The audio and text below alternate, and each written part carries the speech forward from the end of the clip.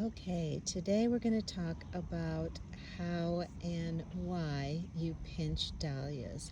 And pinching just means that you're going to go in and snip the main stalk. And why do you do this with dahlias? It's because you can see on this dahlia, first of all, the stalk is getting very, very thick. As it grows, it can actually get as thick as a broomstick, which can cause problems for the dahlias, especially if you're in an area where it's very, very windy. It can snap the dahlia. The second reason you want to pinch dahlias is because it will cause the plant to branch, which gives you many, many more flowers than if you just left it as a single stalk. Now, this dahlia right here just has one stalk coming up. That means it had one viable eye on the tuber. Some dahlias will have several stalks, and so you have to go ahead and pinch all of them.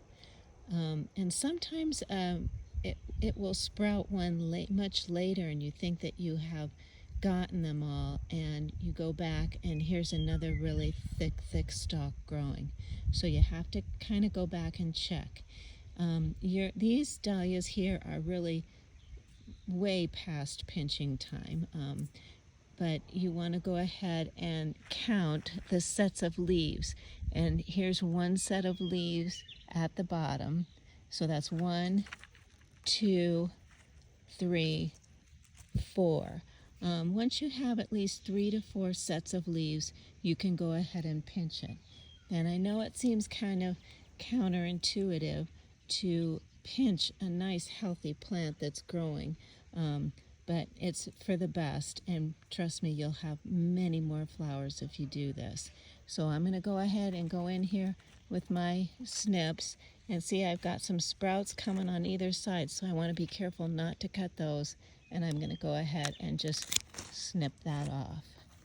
Now, if you don't wait so long like I did on this one and pinch it a little bit earlier, you can just do it with your hand. But otherwise you'll need some snips. So it's kind of hard to do because you've got this nice tall plant, but it's for the best. Have a glass of wine and just take a deep breath and give it a snip. Now here's a dahlia that has 2 sprouts coming up. So I'm going to need to cut both of these branches. So I'll come in here with my snip, cut that one, and cut that one. Now, we as flower farmers try to control dahlia diseases.